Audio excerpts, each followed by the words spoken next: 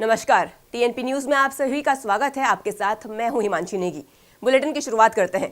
प्रधानमंत्री नरेंद्र मोदी ने तमिलनाडु के तिरुनेलवेली में एक कार्यक्रम में लोगों का अभिवादन किया है। इस दौरान पीएम मोदी ने विशाल जनसभा को संबोधित किया। उन्होंने कहा कि बीजेपी सरकार में पहली बार दिल्ली से तमिलनाडु की दूरी इतनी कम हुई है। आज गरीब, किसान, महिला और युवा से जुड़े योजना का लाभ भारत के दक्षिणी कोने तक पहुंचने लगा है। 5 साल पहले तमिलनाडु के सिर्फ 20 लाख ग्रामीण घरों में नल से जल आता था। आज जल जीवन मिशन के तहत 1 करोड़ से ज्यादा ग्रामीण घरों में नल से जल पहुंचता है।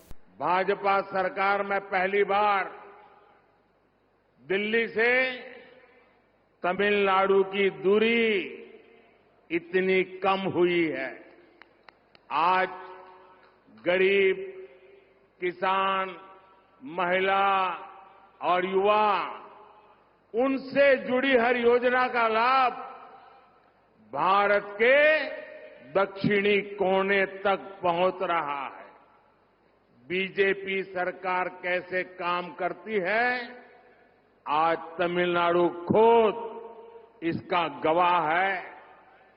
5 साल पहले तमिलनाडु के सिर्फ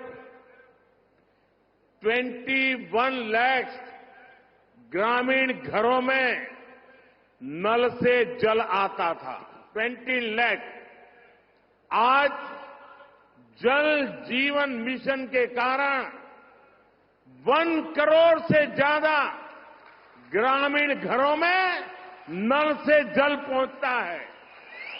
सब जानते हैं कि कैसे घर तक पानी न आने से सबसे ज्यादा तकलीफ घर की महिलाओं को उठानी पड़ती थी, लेकिन घर घर नल पहुंचने से उसने जीवन को आसान कर दिया है। आज तमिलनाडु की 40 लाख से ज्यादा महिलाओं के घर तक, उनके किचन तक उज्ज्वला योजना का सिलेंडर पहुंच रहा है।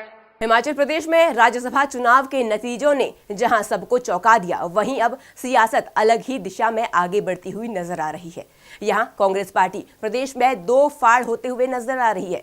पूर्व सीएम वीरभद्र सिंह के बेटे विक्रमादित्य सिंह ने सीएम सुखविंदर सिंह सुक्खू के खिलाफ मोर्चा खोलते हुए अपने पद से इस्तीफा दे दिया है। विक्रमादित्य सिंह ने प्रेस कॉन्फ्रेंस में कहा कि मैं इस्तीफा दे रहा हूं, मेरा इस सरकार में बने रहने का कोई अधिकार नहीं है। साथ ही विक्रमादित्य सिंह ने कहा कि हम चाहते हैं कि सरकार बचे, मैं किसी से डरता नहीं हूं, जहां गलत होगा मैं बोलूंगा। पूर्व मुख्यमंत्री दिवंगत वीरभद्र सिंह के बेटे विक्रमादित्य सिंह ने कहा कि प्रियंका गांधी से हमारी बातचीत हुई है, मुझे लगता है कि पार्टी इस मामले को देखेगी। उन्होंने आगे कहा कि अगला कदम कुछ दिनों में तय करूंगा, हालात के हिसाब से फैसला लूंगा। चाहता हूं कि हमने पार्टी का हमेशा हर जंक्शन पर साथ दिया है और पिछले कल भी बहुत स्पेकुलेशंस थी, बहुत तरीके के अफवाहों के बाजार गर्म थे, मगर हमने पार्टी का समर्थन किया है। पार्टी के हाईकमान का जो आदेश था उसको हमने पूरा किया है और जैसा मैंने कल कहा कि हाईकमान का जो विश्वास हमने रहा है उसको हमने पूरा किया है और आने वाले समय में भी मैं ऐसा कोई कदम नहीं उठाऊंगा जो किसी को ह्यूमिलेट करे, प्रदेश की जनता को ह्यूमिलेट करे या जो है लक्ष्मण रेखा से बाहर निकलकर हो। मैं आज केवल इस प्रेस कॉन्फ्रेंस के माध्यम से ये कहना चाहता हूं कि वर्तमान परिस्थिति में मेरा इस सरकार में बने रहना ठीक नहीं है। इसलिए आज मैंने ये निर्णय लिया है that I am resigning from the council of ministers. मैं इस सरकार से एक मंत्री के रूप में इस्तीफा दे रहा हूं जो मैंने निर्णय लिया है।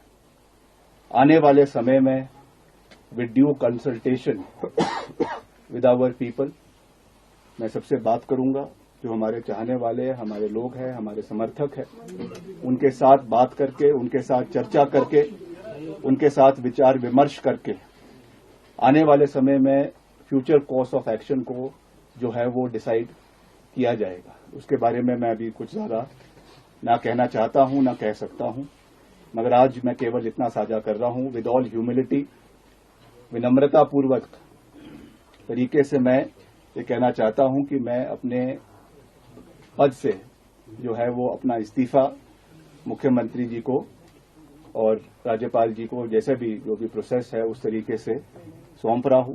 वहीं हिमाचल प्रदेश सरकार से विक्रमादित्य सिंह के इस्तीफे पर बीजेपी नेता हर्ष महाजन का बयान सामने आया है। उन्होंने कहा, मैंने उनकी प्रेस कॉन्फ्रेंस सुनी है, उन्होंने बिल्कुल सही कहा है। उन्होंने बताया कि कैसे उनकी और उनके पिता की बेइज्जती की गई, ऐसे में वे क्या करते। उन्होंने जो किया वो नैतिक आधार पर किया गया फैसला है और बिल्कुल ठीक फैसला है।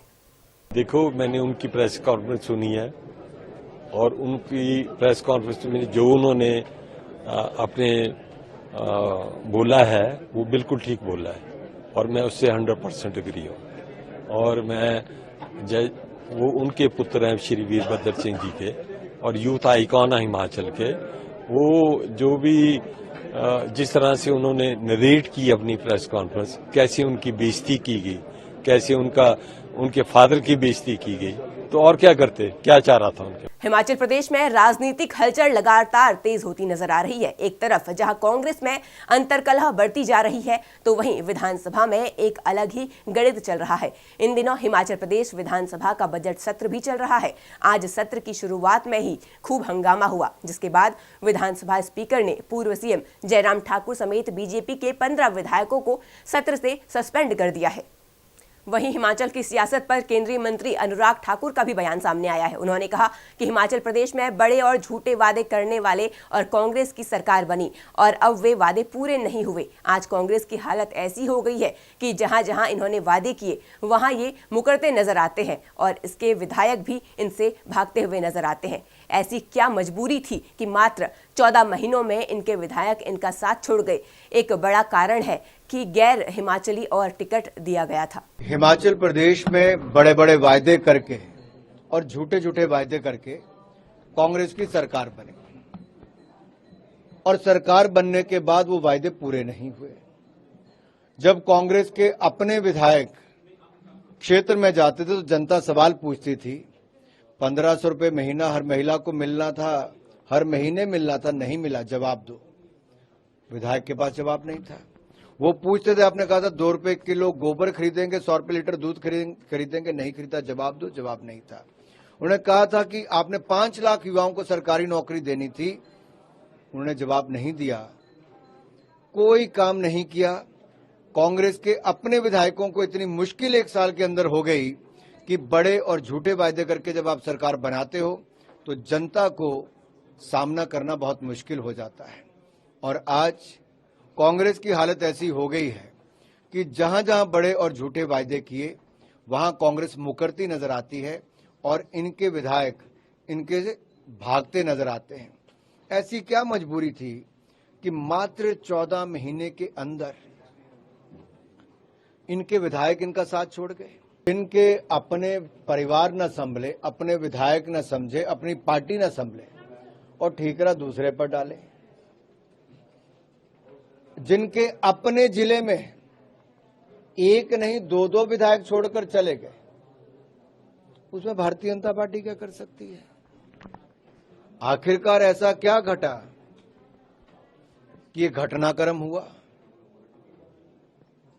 आखिर ऐसा क्या दर्द था जो बार बार रोज अखबारों में दिखता था? इनके विधायक खुलकर अपनी सरकार के खिलाफ बोलते थे। हिमाचल प्रदेश में मंगलवार को राज्यसभा चुनाव में क्रॉस वोटिंग करने वाले कांग्रेस विधायकों में से एक रवि ठाकुर शिमला में राज्य विधानसभा पहुंचे। जब उनसे पूछा गया कि क्या वे कांग्रेस के साथ है या बीजेपी के, तो उन्होंने कहा बीजेपी के। हर्ष महाजन जी, आप बीजेपी के साथ हैं, कांग्रेस के साथ हैं? बीजेपी के साथ है, कांग्रेस के साथ हैं? बीजेपी। असम में कांग्रेस पार्टी को जोर का झटका लगा है। राणा गोस्वामी ने असम प्रदेश कांग्रेस कमेटी के कार्यकारी अध्यक्ष और पार्टी के सदस्य पद से इस्तीफा दे दिया है। खबरों में आगे बढ़ते हैं। दिल्ली बीजेपी मुख्यालय में बैठक शुरू हो चुकी है। मध्य प्रदेश को लेकर कोर कमेटी की ये बैठक चल रही है। जेपी नड्डा, अमित शाह, बीएल संतोष बैठक में मौजूद हैं। प्रत्याशियों के नामों को लेकर चर्चा की जा रही है और अन्य कई राज्यों के कोर कमेटी की बैठक भी होगी। बैठक में राज्यों के प्रदेश प्रभारी और मुख्यमंत्री मौजूद रहेंगे। लोकसभा चुनाव से पहले एनडीए गठबंधन जनता दल यूनाइटेड के दिल्ली प्रभारी संजय झा दिल्ली दौरे पर हैं। केंद्रीय कार्यालय में दिल्ली के प्रदेश अध्यक्ष शैलेंद्र कुमार से मुलाकात की, जिसके बाद शैलेंद्र कुमार ने टीएनपी न्यूज के संवाददाता शिवम पांडे से खास बातचीत की है। ये रिपोर्ट देखिए। जेडीयू एनडीए में गठबंधन के बाद कहीं ना कहीं दिल्ली में भी जोर देखा जा रहा है, क्योंकि देखा जाए कि आज जो जेडीयू के प्रभारी दिल्ली प्रभारी संजय झा के दिल्ली के दौरे पे थे, कहीं ना कहीं प्रदेश अध्यक्ष से मुलाकात हुई, पार्टी विस्तार को लेकर मुलाकात हुई, लोकसभा चुनाव को लेकर विस्तार हुई कि किस किस कदमों पर लोकसभा चुनाव जेडीयू उठाएगी, लोकसभा के अंदर या विधानसभा के अंदर, ये सब पूरी इन सब मुद्दों पर हमारे साथ शैलेंद्र सिंह है, दिल्ली प्रदेश अध्यक्ष है। सर, किन किन मुद्दों पर बात हुई प्रभारी जी से, दिल्ली प्रभारी जी? आज चूंकि नवनिर्वाचित सांसद और पूर्व जल संसाधन मंत्री दिल्ली के प्रभारी यहाँ आए थे, हम लोगों से विस्तार से चर्चा हुई। एक्चुअली सीट शेयरिंग को लेकर के बात हुई। दिल्ली में विधानसभा चुनाव कितने सीटों पर हम लोग लड़ें, कैसे लड़ें, सारी मुद्दों पर उनसे विस्तार से चर्चा हुआ है। और अब ऐसा लग रहा है कि दिल्ली में केवल एनडीए ही रहेगी, विपक्ष में कोई रहा नहीं, विपक्ष की भूमिका ही खत्म हो गई है, विपक्ष नाम का कोई चीज ही नहीं रहा है। सर, जो कयास लगाया जा रहा है कि वो सवाल उठ रहा है, वो टीएनपी न्यूज वो सवाल पूछ रहा है, क्या 7 सीट पर बीजेपी चुनाव लड़ेगी या उसमें जनता दल यूनाइटेड 1 सीट पर सेंध मारेगी, क्या कहेंगे उसको लेकर? एक्चुअली सीट शेयरिंग पर 1-2 दिनों में बात होना है, मैं उस पर आपको बताऊंगा। लेकिन इतना तो है कि आज के दिन में 7 सीटों पर भाजपा का कब्जा है, वो पहले से जीते हुए हैं। हम लोग प्रयास कर रहे हैं कि 1 सीट हम लोगों को भी दिल्ली में दिया जाए। 1-2 दिनों में हम आपको स्पष्ट बताएंगे कि फाइनली क्या होता है। सर, एनडीए में तो आप लोग लोकसभा में शामिल है, क्या विधानसभा की दिल्ली की जो देखी जाए मूलभूत सुविधाओं को लेकर क्या आप दिल्ली में भी बीजेपी का समर्थन करेंगे, साथ देंगे क्या? हम लोगों का जो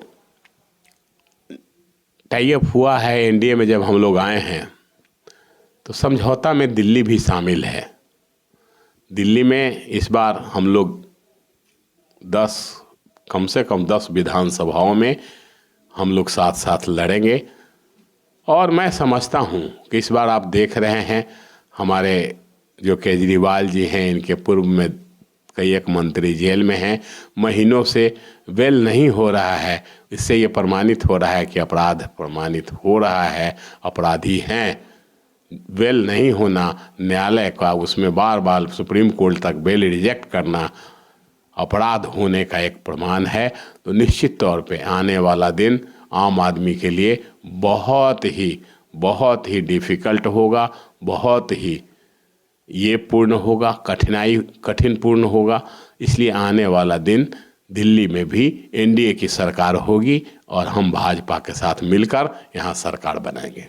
बिल्कुल, ये थे शैलेंद्र कुमार जी, जिन्होंने साफ तौर से कहा कि लोकसभा चुनाव तो ये साथ में लड़ रहे हैं एनडीए के, लेकिन विधानसभा को लेकर भी तैयारियां इस एनडीए का ही समर्थन करेंगे, क्योंकि जो बड़ी बात देखी जा रही है कि 10 सीटों पर जेडीयू का टिकट बंटवारे में किया जाएगा, कोशिश किया जाएगा उससे ज्यादा सीट जेडीयू को मिले। अब कहीं ना कहीं देखना होगा कि लोकसभा में आखिर जेडीयू को कितनी सीट मिलती है एनडीए द्वारा। Shivam Pandey, TNP news, Delhi.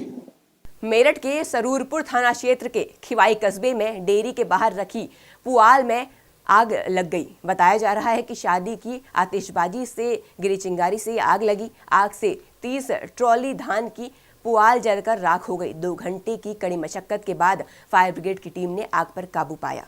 वहीं जम्मू कश्मीर में मौसम ने एक बार फिर करवट बदल ली है। कश्मीर के ऊंचाई वाले हिस्से में ताज़ा बर्फबारी देखने को मिली, वहीं मैदानी इलाकों में बारिश देखी गई। मौसम विभाग ने 1 मार्च से 3 मार्च तक भारी बर्फबारी और बारिश की संभावना जताई है। इसके साथ ही भूस्खलन और चट्टान गिरने की भी चेतावनी दी गई है। वहीं बर्फबारी के बाद सैलानियों से गजब का उत्साह देखने को मिला। दूर दूर से सैलानी भी यहाँ पहुँचने लगे और मौसम का लुत्फ उठाने लगे।